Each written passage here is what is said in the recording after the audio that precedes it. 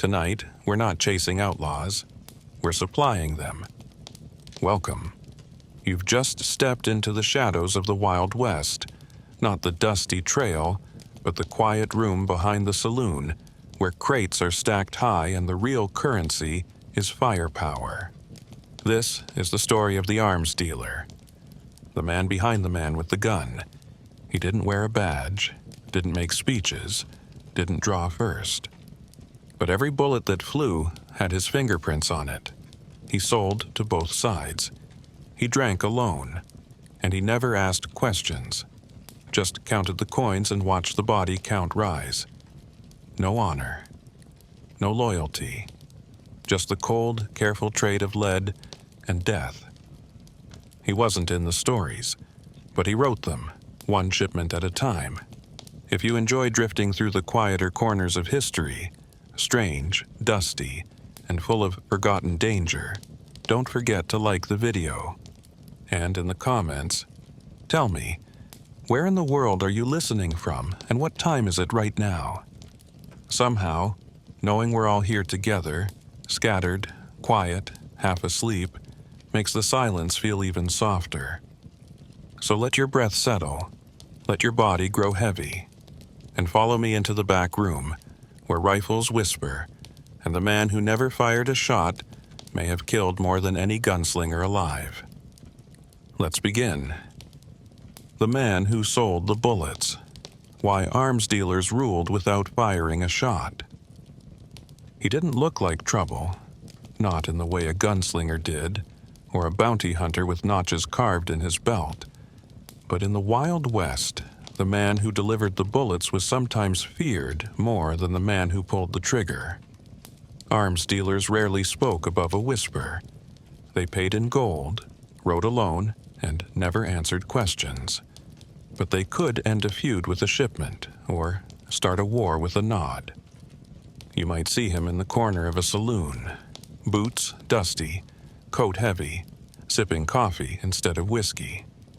But that coat might hide maps, buyer lists, train schedules, and a dozen letters sealed in wax. He knew which ranchers wanted Winchesters to defend their land, and which outlaws wanted them to take it. He sold revolvers to sheriffs and sawed-off shotguns to gamblers. He didn't care who was good, who was evil. He only cared about coin. Some said arms dealers were cowards, never firing a weapon themselves. But ask anyone who crossed one and lived, and they'd tell you that man had more blood on his hands than the town marshal. He was the one who sent the steel. He was the reason that peaceful towns kept becoming graveyards. And when someone cheated him, disrespected him, they'd learn quickly that he did not need to draw a gun, because half the town already owed him bullets. And if you think that sounds cold, wait until you hear what kind of weapons he was moving, and why some were more precious than gold teeth. The guns that made him rich, and why some were never meant to be fired. To most folks, a gun was just a tool, something to keep bandits off your property or settle debts in the street. But to an arms dealer, a gun was a signature, a story, a status symbol. And some models told louder stories than others. The Colt Peacemaker, smooth, deadly, elegant, was called the Great Equalizer. It was the must-have sidearm of outlaws and lawmen alike, and a smart dealer could mark up the price 300% in boomtowns where tempers flared faster than matches. Then came the Winchester lever action rifle, fast, powerful, the kind of gun that let you drop 5 men before they even knew where the shots came from. Dealers moved them in crates, buried under oats or apples, and delivered them by nightfall to both sides of a cattle war. But the real treasures weren't always practical. Some buyers wanted derringers with gold plating, or revolvers with mother-of-pearl grips, engraved initials, and hidden chambers. Collectors, killers, politicians, they all had preferences. One infamous preacher in Colorado paid triple for a rifle he never intended to fire. He just wanted it displayed behind him while he preached about sin. Others requested guns modified illegally, auto-firing rigs that jammed after 6 rounds, but could empty a room if they didn't. Arms dealers didn't just sell weapons. They sold illusions, power, security, control. And sometimes they sold guns that had already killed, retrieved from bloody battlefields and polished to shine like new. But not all shipments reached their destination. Because in the Wild West, sometimes the dealer wasn't the only one watching the wagon. Sometimes a gang was already waiting in the hills, the gangs who stole from him, and what happened next. The desert roads were long, lonely, and full of secrets. Wagons carrying rifles and bullets were worth more than bank carriages, and some outlaws knew exactly where and when to strike. They didn't stumble on the shipments by chance. They had inside men, bartenders paid in coin, blacksmiths who noticed extra crates, even stage drivers who faked ambushes. The arms dealer watched his goods vanish into the dust. Crates cracked open in canyons, revolvers distributed among bandits who didn't care who died next, only that they were the ones holding the iron. Some gangs sold the weapons again, doubling profits. Others used them immediately, wiping out entire ranches or ambushing sheriffs. And the arms dealer? He didn't call the law, he didn't post flyers, he called in debts.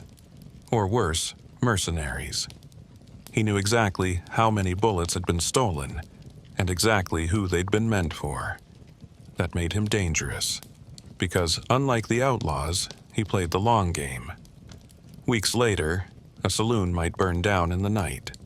A gang hideout might be found empty, except for a single crate marked "Return to Sender." Sometimes he let it go. Let the weapons disappear into the chaos, but only if he'd already made his profit, and sent another shipment to the gang's enemies. Because in the Wild West, the arms dealer didn't need revenge, he just needed patience. But what if the danger wasn't out there in the desert, but waiting in the back room of the saloon, with a pistol already drawn under the table, when the buyers turned on you, and the only way out was a loaded crate? They shook your hand like a friend, called you brother, offered you whiskey so smooth it felt like silk going down. They smiled over your crates, nodded like gentlemen, and promised that coin would be coming soon. Gold, silver, or deeds to land you didn't care about, just so long as they kept their word. But in the Wild West, keeping your word wasn't part of the business. It was optional, and if you were an arms dealer long enough, there came a day when the buyer you trusted most looked at your merchandise and decided he'd rather keep his money. That's when the mood shifted. Subtle, like the wind changing direction just before a storm. Maybe it started with the way the saloon grew quiet, or the barkeep stopped polishing glasses and started listening. Maybe it was how the buyer's men, who were just leaning against the wall moments before, now had their hands near their belts, their boots shifted slightly apart. That's when you knew. This wasn't a sale anymore. It was a standoff. Some dealers learned the hard way that buyers weren't always buyers. Sometimes they were thieves with manners, crooks with clean fingernails and forged titles. They'd arrange a deal, lure you into town, and then make it clear. We're taking the shipment, and you're leaving lucky if you walk away. But a good arms dealer never walked into a meeting unarmed, and never walked in alone. Maybe he had a pistol hidden under his coat, a derringer in the boot, or a knife sheathed behind his spine. Maybe he had a backup, a silent rider watching from a rooftop, a shotgun tied to the bottom of the wagon, a trick built into the crate itself. There's a story of a dealer who hollowed out the bottom of his shipment and packed it with dynamite, just in case things went south. They did, and the explosion was heard 3 towns away. Other times, the dealer just talked, kept his voice calm, his words measured, and reminded the buyer how many enemies were already on his tail, how many more he'd make by crossing the only man who could keep the bullets flowing. Sometimes it worked. Sometimes the buyer backed off. Sometimes they shook hands again and laughed, as if the moment had never happened. But other times, the saloon floor ran red. Betrayals didn't end with apologies in the Wild West. They ended with blood, broken chairs, and a piano playing one lonely, out-of-tune chord. And if the dealer made it out alive, he didn't run. He didn't hide. He just dusted himself off, took inventory, and sent a message to the next town over. Shipments still available, just costs more now. Because if you turned on an arms dealer, you didn't just make a bad trade. You made a lifelong enemy with a very long memory and friends on both sides of the law. But if you thought buyers were dangerous, wait until you see what happened when a shipment disappeared in the dead of night, and nobody knew who took it or why. The stolen shipments, and the gangs who vanished without a trace. You could plan for betrayal. You could spot the twitch in a buyer's eye or the silence before a backroom ambush. But you couldn't always plan for disappearance, the kind that left no bodies, no witnesses, and no trace but empty wheel ruts in the dirt and a trail of scattered cartridge boxes bleaching in the sun. In the Wild West, some arms dealers lost more than deals.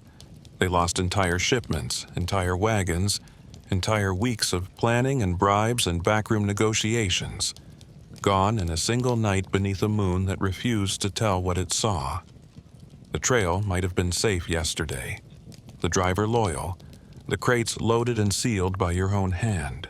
But something in the air would shift as you reach the next town, and someone, a barkeep, a telegraph boy, a man too afraid to look you in the eye, would tell you the shipment never arrived. The road was clear. The driver was missing, and your guns, worth more than gold and twice as dangerous, had disappeared into the hills. Sometimes it was bandits, sure. The classic kind with scarves over their faces and rifles drawn, waiting in box canyons or along riverbeds where the stage slowed just long enough to get ambushed. But the smart ones, the ones who made dealers sweat, they didn't just rob you, they studied you. They knew which routes you used, which horses you preferred. They paid off the drivers themselves, offered twice your fee for half your loyalty, and waited until you were too far gone to do anything but curse the dust. One gang out of southern Colorado had it down to a science. Intercepting manifests, timing shipments to the hour, vanishing into side trails so narrow no lawman could follow without leaving his saddle behind. They didn't just steal guns. They redistributed power, selling rifles to small-time ranchers, pocket pistols to gamblers, even derringers to teenage girls working saloons who wanted something in their garter other than lace. And the arms dealer? He had no one to complain to, no badge to flash, no courtroom that would hear him out. Because his trade wasn't legal. Not exactly. Not entirely. It operated in that soft gray space between corruption and necessity, where everyone wanted what he sold, but no one wanted their name on the ledger. So when his shipment disappeared, the only justice was personal. Some dealers hired bounty hunters, not the kind that brought men in alive, but the kind that left messages behind. Others made examples of drivers, of towns that didn't speak up, even of rival dealers suspected of leaking routes. And a few just took the loss, packed up what was left, changed their name, and started again in the next county. Because in the Wild West, the only thing worse than being robbed was being remembered for it. But sometimes, the vanishing act wasn't about profit. Sometimes, it was something else entirely. There are stories, quiet ones, traded over lukewarm coffee at dawn, about shipments that vanished for good. Not stolen, not sold, just gone, drivers who never returned. Crates found days later, untouched, surrounded by boot prints that didn't match any known shoe. Or worse, surrounded by nothing at all. Just silence, just sand, just a broken compass and a horse still tied to a post, pawing at the ground like it saw something nobody else could. One dealer told of a shipment lost in the Black Hills. Said the wagon tracks ended at a stone cliff with no path up, no path around, and no way down. As if the earth had opened and swallowed the guns whole. Another claimed his rifles were taken by a gang that didn't bleed. Men in black coats who didn't speak, who rode without saddles, who disappeared into the pines and never came back. Tall tales, maybe. But in this business, you learned not to scoff at things just because they didn't make sense. Because out here, where law was thin and the desert wide, the strangest things sometimes felt the most true. And maybe that's why some dealers, when a shipment vanished, didn't go looking, didn't ask, just lit a cigar, poured a drink, and wrote it off as a warning. Because sometimes the cost of a crate wasn't worth what it might dig up. But not every deal was made for money. And next, we step into the twisted world of favors, debts, and the dangerous men who paid with promises instead of coin. Payments in blood and favor. And why coin wasn't always enough. They say the safest currency in the Wild West was silver coin. Heavy, trusted, and silent. But any arms dealer worth his salt knew better. Money changed hands fast, but it didn't always protect your back. Out here, payment came in many forms, and not all of them clinked in your pocket. Sometimes it came in information, a whispered route across Apache territory, a name scribbled on a scrap of paper that told you who was about to be ambushed. Sometimes it was land, not a deed, but a shoveled patch of dirt on the edge of nowhere that a man swore had gold beneath it.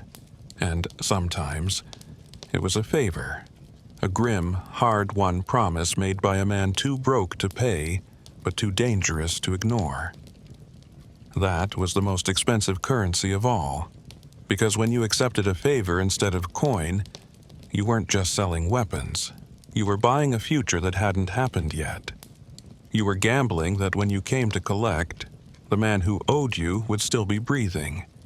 And if he wasn't, you'd have to collect from whoever killed him, or from his kin, or from someone else entirely. It was a web, tangled and sticky, and once you were in it, there was no crawling back out.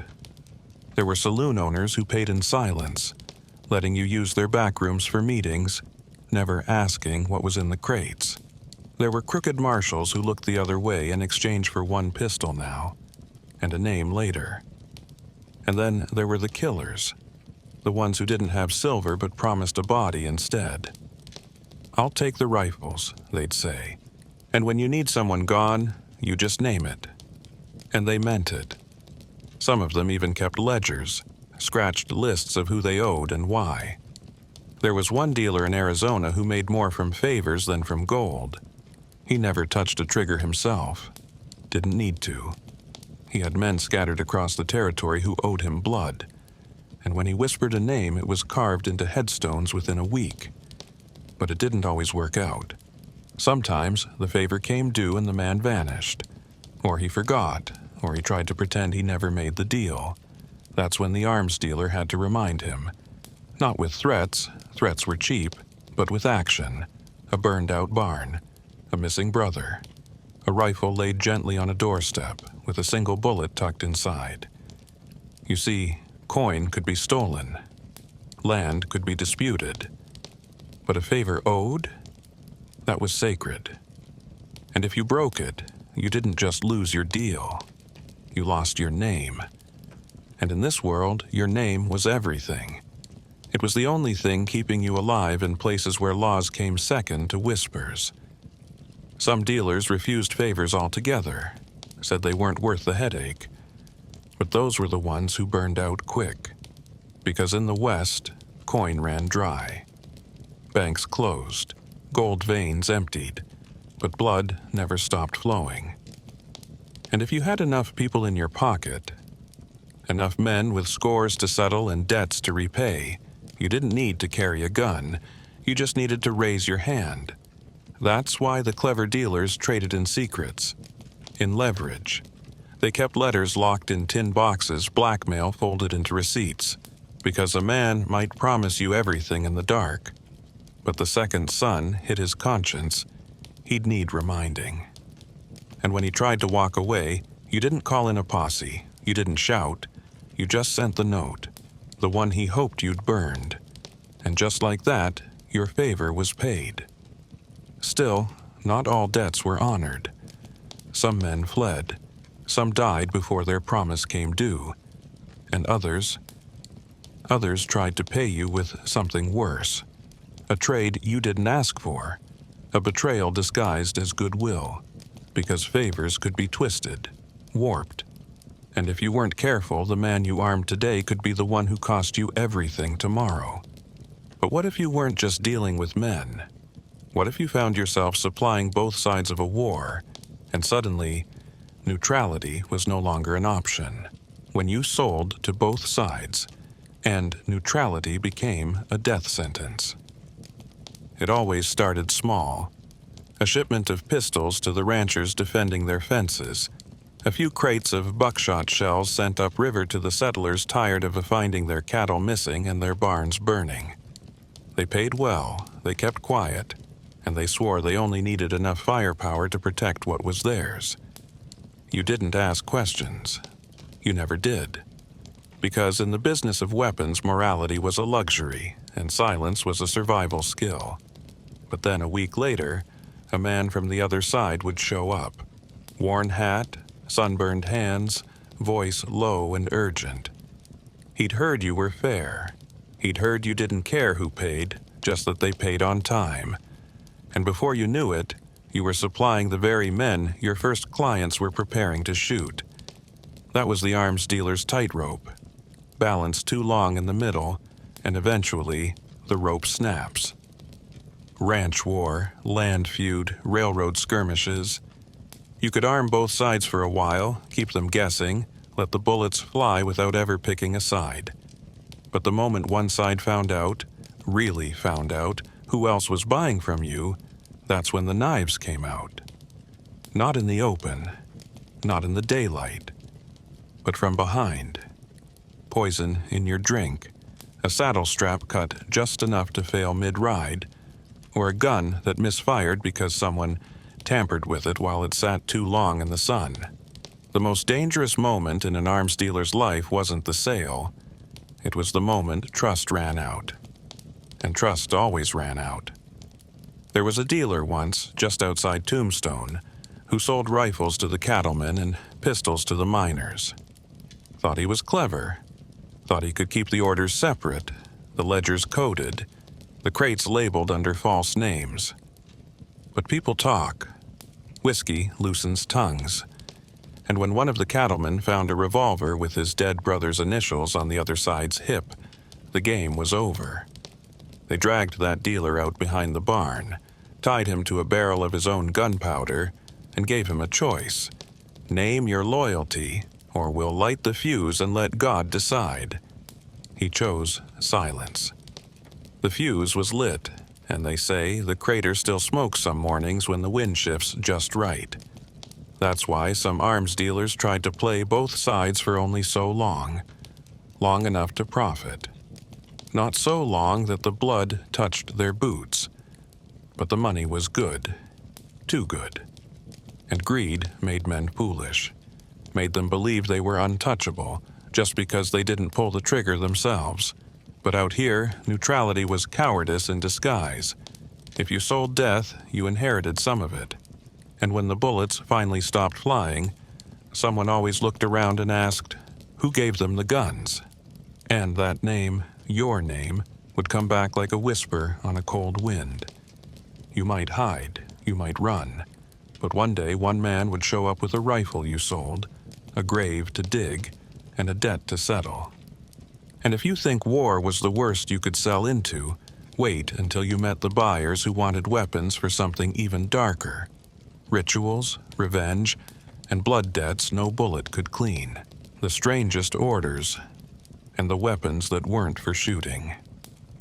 Not every buyer came with a bounty on his head or a gang behind his back.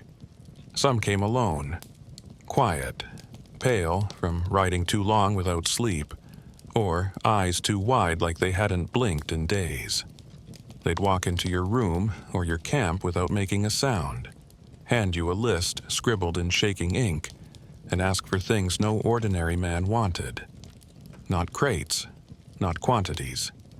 Just one item, specific, strange, and heavy with meaning.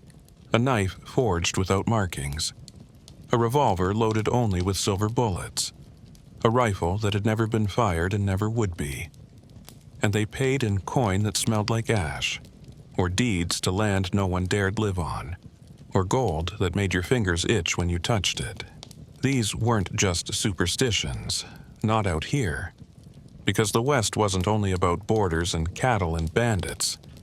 It had ghosts, too, shadows, old curses that moved like wind through the rocks and made strong men sleep with the lamp burning. You didn't ask what they were hunting. You didn't want to know.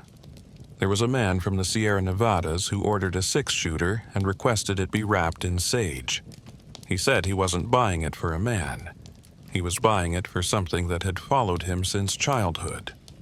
Another asked for a rifle with a barrel long enough to shoot a shadow at 50 yards. He paid in teeth. Human teeth in a velvet pouch. And then there were the women, sharp-eyed, polite, dresses torn at the edges, who asked for derringers with bone grips, said they only needed one shot, but it had to count. One claimed the bullet was for a man who'd already died. She smiled when she said it. You'd fill the orders. Always, you didn't argue.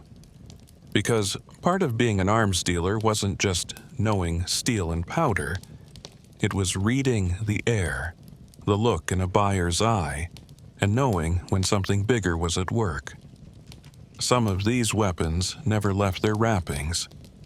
They were buried under full moons, tossed into rivers, hung above doorways with blood smeared across the trigger. But others were used. You'd hear stories weeks later about men found dead with no wounds, or a saloon that burned down after someone fired a shot that echoed too long. And sometimes those buyers came back, not to order again, just to say thank you, or to return the weapon, wrapped tight and clean, whispering, "I don't need it anymore. It did what it was meant to do." That's when you'd feel the hair on your neck rise, not from fear exactly, but from the deep understanding that not every gun was meant for men. Some were meant for something else entirely. But if those weapons were strange, the man who ordered the final shipment, the one who vanished before he paid, he was stranger still, and what he left behind changed everything. The final client, and the shipment that never came back. You remember every buyer, whether you want to or not. Even the ones who paid in full and never caused trouble. Even the polite ones. Especially the polite ones. They linger in your mind the way campfire smoke clings to your coat. Quiet at first, then stronger the longer you sit still. But none of them stayed with you like he did. He rode in just before sundown, alone. But not like a drifter. There was purpose in how he moved, like every step had already been decided. His coat was black, not dusty, and he didn't smell like the road. He didn't ask to see your wares. He didn't need to.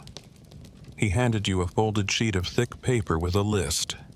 12 items, all weapons, most of them rare, some of them dangerous to even be caught owning. A volcanic repeater modified for quick load. A Colt with a bone grip and no serial number. 2 brass knuckle knives. And a crate of loose ammunition, 44, 32, and 45, all packed separate. It was the kind of order that meant trouble, but not the usual kind. There was no desperation in it, no panic, just calm. Cold calm. You asked who the shipment was for. He didn't answer. He only smiled like a man who already knew you wouldn't turn him down. You told him it would take 5 days to fill. He gave you 3. And before leaving, he handed you payment in advance, not in coin, but in a velvet sack tied with a silver clasp. Inside were 8 coins you'd never seen before. Heavy, discolored, stamped with a mark that looked like a snake eating its own tail. You should have refused. You should have burned the list. But greed is louder than reason, and besides, curiosity already had its claws in you. You filled the order, quietly. No one else touched the crates. You packed them yourself, polished the revolvers till they gleamed, sharpened the knives until they could slice parchment without pressure. You didn't know why you cared so much. Maybe it was fear. Maybe it was respect. Or maybe it was that feeling that this deal, this one, was different. You were right. When he came back, he didn't ride alone. He came on foot, leading a black mule cart with a locked chest already strapped to the back. He didn't check the goods, didn't count. He only lifted one revolver, gave it a spin, then tucked it away like it had always belonged to him. Then he left. No handshake, no farewell. Just the slow, steady crunch of boots fading into the distance, like the closing notes of a song you couldn't name. Weeks passed, then months. You told yourself it was over, just another deal, another client. But the coins stayed in your desk, untouched. They felt too cold, even in the heat. And then the stories began. First, it was whispers from the mining camps, of a man in black who showed up after massacres walking among the corpses and never speaking. Of an outlaw gang found hanged in their own camp, bullets still loaded in their pistols, eyes wide open but unseeing. Then came the sightings. Ranchers said they saw him riding through dust storms that no horse could pass. A sheriff up in Wyoming claimed the man rode past his office door at midnight. Mule cart still full, even though every report said he was emptying it town by town. And then came the message. A rider, hired by no one, rode into town half dead with exhaustion and handed you a note. Folded, sealed, smelling faintly of smoke and something older. It read, simply, "Shipment satisfactory. You will not be contacted again." You didn't sleep that night. You barely slept the nights after. Because something about the whole thing felt wrong. Like the weapons hadn't been sold, but released. Like you hadn't just armed a man, but fed something that was never supposed to be fed. You tried to track him, once, took to the trail, asked questions. People stared when you described him. Some shook their heads, others walked away without a word. In a town near the border, a little girl told you he'd walked into the church one Sunday, just stood at the back and watched. The preacher stopped mid-sermon and never preached again. In another town, you found his mule cart, burnt to cinders, the metal parts melted, as if someone had poured the sun into it. But no body, no bones, no weapons. Just one thing left behind, a single cartridge, perfectly intact, balanced on a stone. You took it, you still have it, and you haven't filled an order since, because once you deal with a man like that, something changes. You stop trusting the road, you stop looking strangers in the eye. You start wondering how many of the bullets you sold ended up in the dark, buried in things that couldn't be killed. You know the name of every man you sold to, every outlaw, every sheriff, every rancher and rebel, except him. You never knew his name, and you're not sure he ever had one. But you remember what he said or didn't say. You remember the list. You remember the weight of those strange coins in your palm. And more than anything, you remember the way the air felt when he left. Still, like the desert had gone quiet just to listen. And you remember the feeling deep in your gut that something had just begun, and you'd been the one to arm it. But even the darkest deals couldn't last forever. And when the guns ran dry, the dealers had to face what they'd built, and what was left when the smoke finally cleared. When the guns ran dry, and the dealer faced the ruins he left behind. There comes a moment in every arms dealer's life when the crates are empty, the ledgers are closed, and the war is no longer waiting for its next shipment. The dust settles, the money stops moving, and all that's left is silence, the kind that wraps itself around your boots and climbs into your coat like cold wind. Maybe you're standing on a porch, looking out across a town you once helped build, not with bricks, but with bullets. Maybe the saloon has boards over its windows now, the piano gone quiet, the laughter faded like a scent on the wind. Maybe the street's empty, except for the echoes of gunfire you can still hear if you close your eyes too long. That's when the weight starts to press in, not from the weapons you carried, but from the ones you left behind. Because nobody remembers the man who sold the bullets. They remember the names of the outlaws, the sheriffs, the bodies buried outside of town. But not you, not the dealer who loaded both sides and never stayed for the fallout. You were always gone by then, on to the next buyer, the next deal, the next fire to fan. And yet, now that it's over, there's nowhere to go. The territories have changed. The borders have shifted. Towns that once begged you for shipments now beg you to stay away. Not because they fear you, but because they blame you, and they should. You didn't pull the trigger, no, but you counted the rounds. You packed the boxes. You tied the twine. You saw the eyes of the men you armed, and never once asked what they planned to do. You didn't care. You couldn't afford to. But the past has a funny way of following even the fastest horse. Maybe it starts with a face you recognize, someone you sold to years ago, now older, slower, missing a hand. Maybe he doesn't say a word. Maybe he just nods, or maybe he tells you who else didn't make it, who died with one of your revolvers still hot in their grip.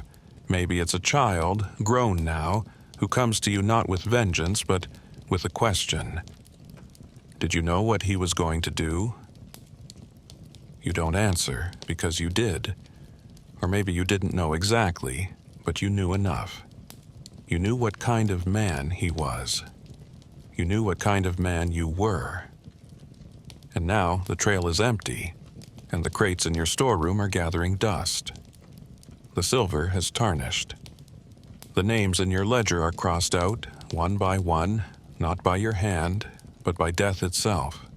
There's no one left to sell to. The gangs are gone, the militias disbanded. Even the warlords, once loud and thirsty for powder, have gone quiet, or underground, or into the ground. A few still come knocking. Strange buyers, desperate ones, but you turn them away now, not out of guilt, not out of honor, but because you're tired. The kind of tired that no sleep can fix. The kind that comes from counting too many rounds, from watching too many men walk away with loaded hands and hollow eyes. You try other trades. You set up a shop, maybe repairs, maybe horseshoes. But people still look at you sideways, not because they know, but because they sense it. Something in the way you handle metal, something in the way you measure weight with your hands. It never leaves you. The trade lives in your bones. And on the worst nights, you still dream of the crates, of the labels, of the way a rifle feels when it's packed tight in straw, oiled and gleaming, waiting to be carried off into some stranger's war. Sometimes you wake up and check the door, even though you haven't sold in years, even though no one should know your name anymore. But they do. Somewhere, someone does. And you wonder, always, when they'll come calling. Not for more weapons, but for answers, for reckoning. Some dealers try to outrun it, head for Mexico, disappear into the mountains, change their names. But it doesn't matter, because your past isn't in the papers. It's in the hands of the men you armed, in the graves they filled, in the ruins you helped build one cartridge at a time. There's a town in Nevada, or what's left of it, where every building still carries bullet holes. Locals say it was cursed, but you know better. You were the curse. You were the man who sold both sides the same fire, watched them light it, and walked away while they burned. And now, all you have is silence. The kind that creeps in at dusk and sits with you on the porch like an old friend. The kind that doesn't ask for stories, because it already knows them all. But some dealers didn't end in silence. Some vanished completely and left behind one last crate, one no one dared to open. The missing dealers and the sealed crate no one dared to open.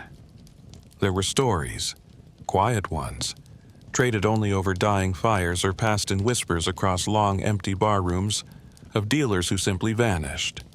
Not retired, not gone soft, not killed in some dusty shootout or ambushed on a canyon pass. Just gone. Left behind their rooms, their records, sometimes even their horses still tied to posts, patiently waiting for a master who would never return. And always, without fail, they left one thing behind. A crate. Just one.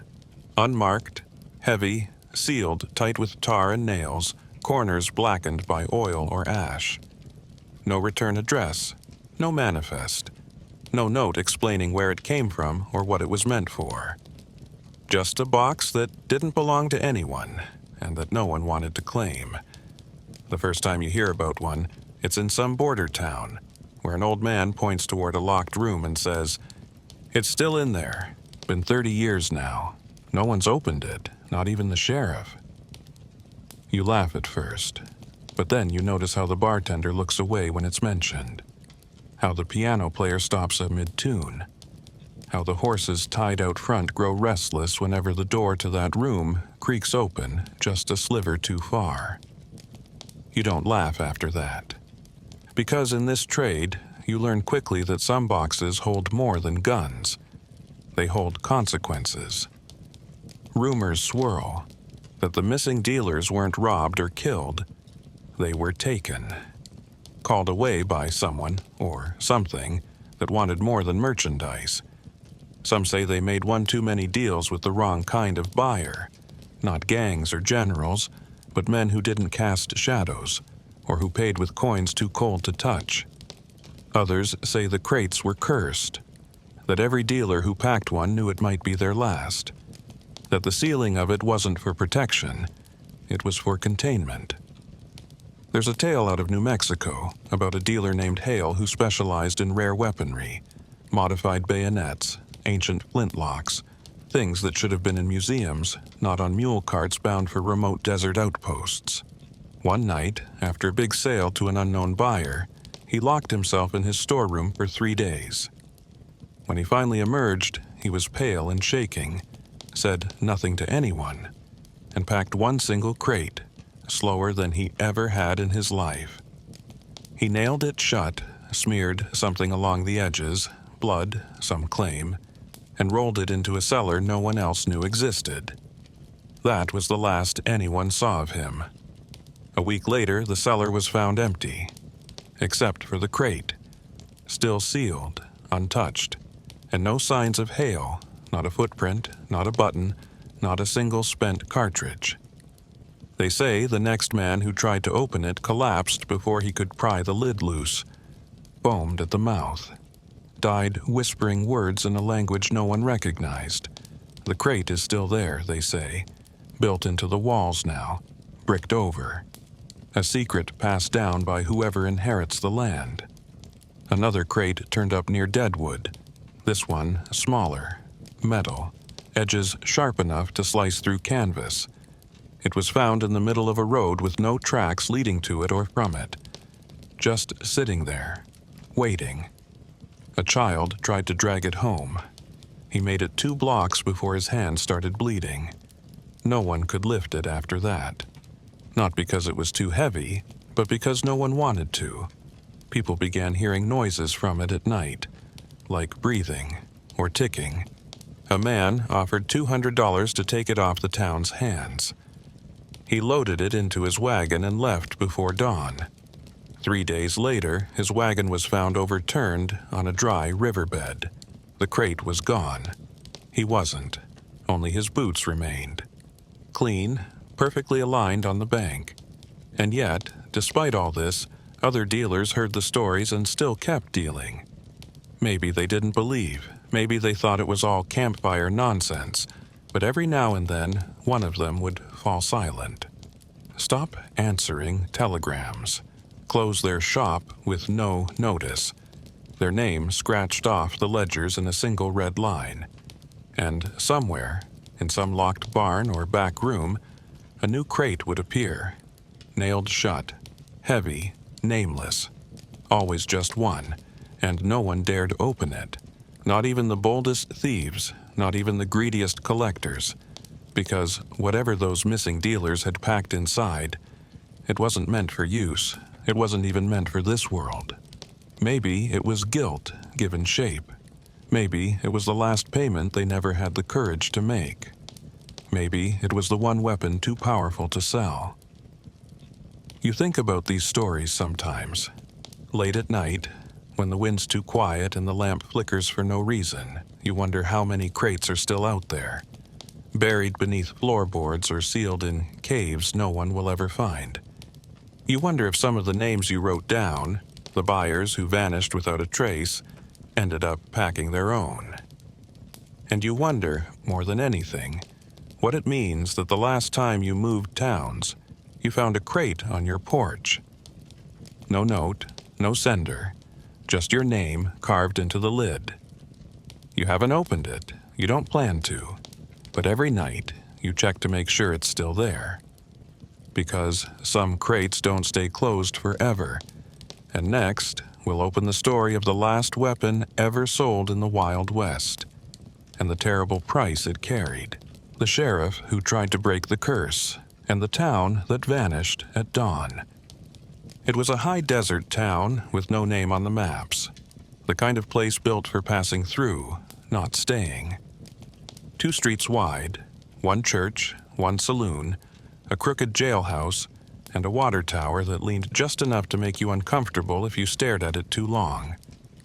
The people were plain and tired, worn down by dust and distance, but they minded their business, until the boy came. By then, whispers already moved faster than telegrams. A rider with a deathless gun, a ghost in boots, a bullet that walked. Most didn't believe it. Not until they saw him ride in just before sunset, trailing no dust, casting no shadow. The sheriff, name was Malden, a quiet man with years carved into his face like dry creek beds, watched him from behind the dusty windows of his office. He'd heard it all before. Ghost stories, campfire lies, but he'd also seen too much not to be cautious. He had a rule: never draw unless the other man blinked first. That rule had kept him alive longer than most. But when the boy tied his horse outside the saloon and stepped through the doors like he was stepping back into a memory, Malden knew something was wrong. The piano stopped. No one laughed, and every set of eyes in the room turned away, except the boy's. He just stood there, still, silent, and waited. Malden walked across the street, pushed open the swinging doors, and faced him. "You here for someone?" the sheriff asked. The boy didn't answer, just tilted his head like he was listening for something under the floorboards. "If you've come for blood, you won't find it here," Malden warned, resting his hand on his belt just above the revolver he'd carried longer than he'd been a lawman. The boy blinked slowly, then spoke, voice dry as wind through cinders. "It's not about blood, it's about weight." No one knew what he meant. Not then. But Malden felt it. That echo. Not sound, but pressure. As if every moment of violence the town had ever hidden was being stacked, ounce by ounce, onto his shoulders. He stepped outside, pulled the boy with him. They faced each other in the fading light, townsfolk holding their breath behind the shutters. "I'm giving you a choice," Malden said. "Leave that weapon holstered and I'll forget I ever saw you." The boy looked down at the gun, that cold, ancient revolver with no shine and no history, then back at the sheriff. "This gun doesn't fire bullets," he said. "It fires reckonings." Malden drew. Fast, trained, smooth as muscle memory, but he was still too late. The boy didn't move, didn't even raise his arm. The gun was just there, in his hand, and then it fired. One shot, no sound, just air collapsing inward. Malden didn't fall. He just stopped. His revolver dropped to the dust. His breath left him in a long, quiet sigh. And then he was gone.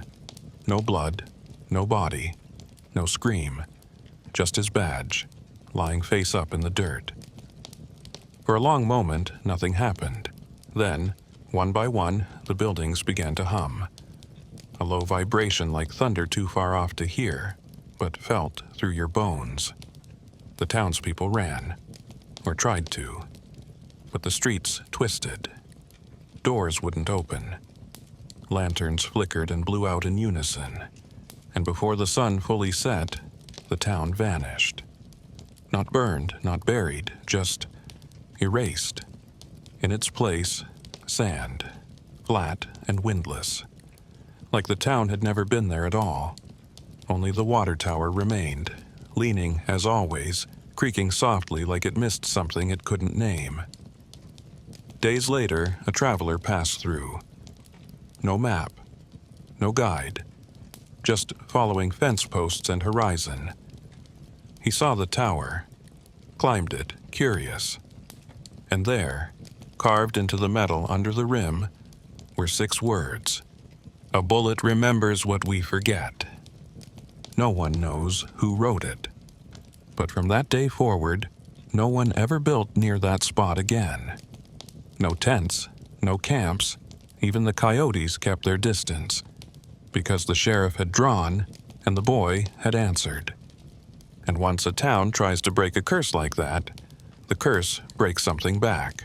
The ledger with no ink, and the day the bullets wrote themselves. Long before the boy, before the basin, before the dealer's name was traded in whispers and blood, there was a book. Not a Bible, not a journal, a ledger, bound in roughhide, stained with oil, its pages lined with entries written in a hand so tight and precise it looked carved rather than inked. Every page bore the record of a transaction, weapons sold, rounds supplied, names half erased and then scratched back in. But it wasn't just an account of arms deals. It was a map of consequence, a record of every life altered, ended, or bought with the pull of a trigger. And the most terrifying thing? It never ran out of pages. No matter how much was written, no matter how many entries filled its leaves, there was always another blank space waiting. It was kept hidden in the back room of the dealer's first shop, a room lit by a single gas lamp that burned low even when freshly filled. No one was allowed inside. No one but him. The rumor was he didn't write in it with a pen, that when a deal was made, a bullet was laid on the page. And when it was lifted, the entry was there, name, date, fate. It was said the book didn't just log what was sold, it knew what would be done with it. A rifle sold to a rancher in Wyoming might read, 3 kills, 2 warnings, 1 mistake. A derringer handed off in a saloon back room might carry just 1 word, widow. But one day the dealer stopped writing. They said his hands had begun to tremble, not from age, but from weight. From the weight of knowing that every deal carved into that leather-bound book wasn't just a sale, it was a sentence, a prophecy. So he locked the ledger, buried it in a crate sealed with 7 nails, each from a different battlefield. He carried it deep into the desert, beyond the trails where even snakes refused to coil, and left it beneath a cairn of stones arranged in the shape of a broken circle. That should have been the end of it. But nothing that holds that much death stays buried. Years passed, decades, and then, in the heat of a particularly cruel summer, the cairn cracked. A tremor, some said, Others claimed the wind spoke a name too old to understand. Whatever the cause, the book was found again, not by a man, but by the land itself. Blown open, its pages fluttered in a dust storm that never touched the ground, and when it settled, there were new entries. Names no one had written. Events that hadn't happened yet. A lawman who had vanished without a wound. A boy with no shadow, a town erased at dusk. And then one more. The final bullet chooses for itself. That was the page that changed everything, because it meant the weapon no longer needed a hand to guide it. That the last bullet, the one forged not from metal but memory, had begun to write its own future. Some say the book still floats from place to place, appearing in old trunks, forgotten rail cars, or under the cots of dying men. Always closed at first, always locked, until the moment someone touches it, and the pages begin to flip. And when they stop, a new entry is there, waiting. In crisp, elegant letters, name, date, fate, and beneath it, always, a space, blank and cold, where a bullet is meant to rest. But the bullet always finds its way. It doesn't need a gun, it only needs a name. The train that never stopped, and the passengers who never got off. They called it the Midnight Line. It didn't run on any official timetable, wasn't drawn on maps, didn't pick up cargo or mail. But people saw it, more often than you'd expect. Out past the old mining hills where the track lines were long since rusted over and the station sat hollow with shattered glass teeth, there were stories. Of a black locomotive that cut through the dark without a whistle. Its wheels made no sound. Its smoke rose cold. And always it passed under a full moon, even when the sky should have been new. The Midnight Line. It didn't carry folks from one town to another. It carried something else. Echoes, maybe. Or reckonings. And if you saw it once, you'd never stop hearing it. The distant clang of a bell that didn't chime, the screech of a brake that never caught, the rattle of wheels over broken rail. One man claimed he boarded it, claimed he was drunk, or maybe asleep, and woke up to the lurch of motion and the faint red glow of kerosene lamps swaying above velvet-lined seats. The other passengers didn't speak, didn't blink. They just sat, clean, quiet, pale, their eyes fixed ahead like they were waiting for something. Or someone. When the man tried to stand, he found he couldn't.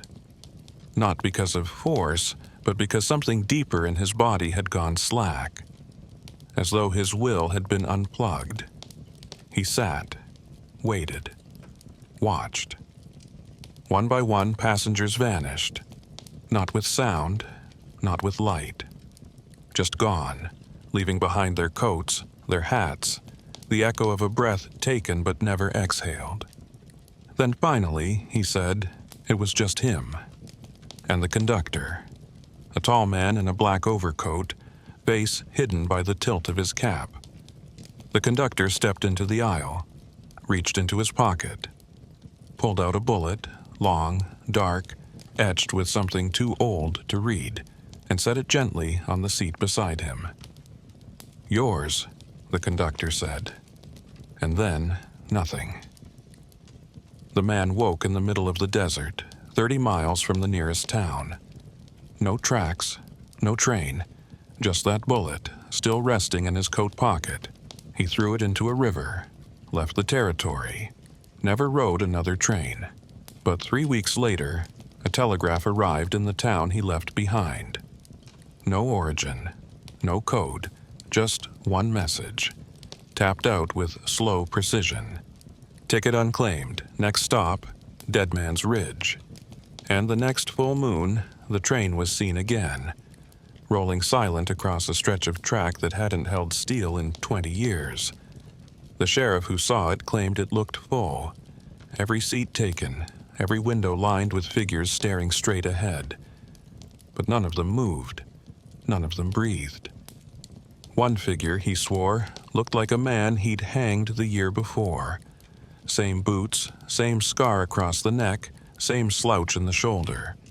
The sheriff resigned the next day, said he was tired of clocks that ticked backward and bullets that picked their own targets, because that's what folks finally understood. The midnight line wasn't a train. Not really. It was a collection, a gathering of debts, of half-fired rounds and unfinished stories, each passenger carrying a chapter that hadn't been written yet. And when the train stops, you don't hear the whistle, you hear your name. So if you see that black engine carving through the dark, don't wave, don't stare. And above all, don't try to board. Because the midnight line doesn't carry the living. It carries those who still owe something to the bullet that's waiting, the bullet that became a god, and the church built from gun smoke. It began like most things in the West, with a story, not written, not told around campfires, but passed from eye to eye in the hush between lightning and thunder. A story about a church that appeared overnight. Not built, not raised, just there. Standing in the middle of a canyon where nothing but bones and buzzards had lived for decades. No tracks led to it. No wagons had hauled the beams. No men had laid its stones. Yet the walls stood tall, made of scorched timbers and metal fused smooth, as if built by fire rather than hands. The bell tower reached upward like a finger pointing at God, or warning him to stay away. There was no name above the door, no cross, just a single bullet, half melted, mounted at the center of the arch. Some called it an omen, others an invitation. But the ones who walked through that crooked door never came back with the same face, not softer, not calmer, just quieter, like they'd heard something that rearranged them. The church had no priest, no pews, no scripture, just rows of spent casings arranged like candles along the floor, and a pulpit made from the split stock of a rifle too large to carry. Behind it, where the altar would have been, sat a box. Not large, not chained, but sealed with wax the color of dried blood, and marked with 6 symbols, each a different caliber. Every inch of that place hummed with memory. Not hope, not salvation, but memory.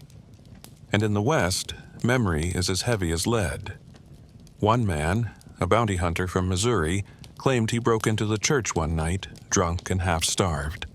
Said he opened the box behind the altar looking for gold, relics, anything to trade for food. What he found instead were bullets. Thousands.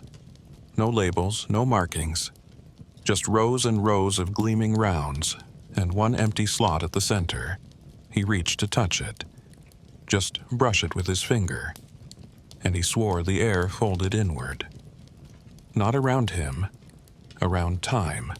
Said he saw every man he'd ever killed standing in the aisles. Not ghosts, not illusions, just present. Waiting. One of them, the youngest, a boy he'd shot for stealing a horse in Topeka, stepped forward and said, "That last bullet's for you." The bounty hunter fled. Left the West entirely, grew a beard, joined a monastery in Oregon, and never spoke again. Another story came from a saloon girl turned midwife. She said she went to the church when she lost a child during birth and had nothing left to believe in. Said she prayed not for salvation, but for silence. A quiet place to rest her grief. What she got instead was a vision, a chamber, a revolver so large it filled the sky, and 6 bullets, each with a name she didn't recognize, until she realized they were hers. The versions of her that never came to be. The one who married young, the one who became an outlaw, the one who died giving birth. And when she blinked, the chamber spun, stopped on one, and she woke up pregnant again. The child was born with a mark on his hand, a circle crossed by a line, like the symbol carved on the bullet above the door. She never told him the story, but he became a preacher. Not the kind who saved souls, the kind who hunted sins. And his church? It was made of iron and dust, carried on his back, with that same circle and line burned into the leather cover of his book. They called him the Caliber Prophet, said he could smell lies and measure truth in grains of powder. But even he wouldn't return to that canyon, because by then they knew. The church didn't serve a god. It served the bullet, the first one ever fired in anger, the last one that would ever be fired in regret. A god not of mercy or wrath, but of finality. It didn't want followers, it wanted finishers. The ones who settled scores, closed loops, pulled triggers so the page could turn. The ones who didn't flinch when judgment was cast in brass and recoil. In time, the church became a pilgrimage. Lawmen, outlaws, widows, children of war, all drawn to it by something they couldn't name, something cold and metallic in their bones. Some returned, eyes darker than before, speaking in riddles. Others never came back, and some changed altogether. There were whispers of a man who went in and came out speaking every name he'd ever wronged, even the ones he'd forgotten. He fell to his knees and begged to be shot. The air answered. There were no survivors. The canyon itself began to change. Not with buildings, not with growth, but with tone. The animals stopped entering. Shadows stretched too far. Guns fired near it misfired or bent, as if the metal remembered something the hands did not. And above it all, that church remained, silent, watching, listening. A sanctuary not for peace, but for precision. Because the West didn't need saints. It needed sentences, and the bullet was the period at the end of every one.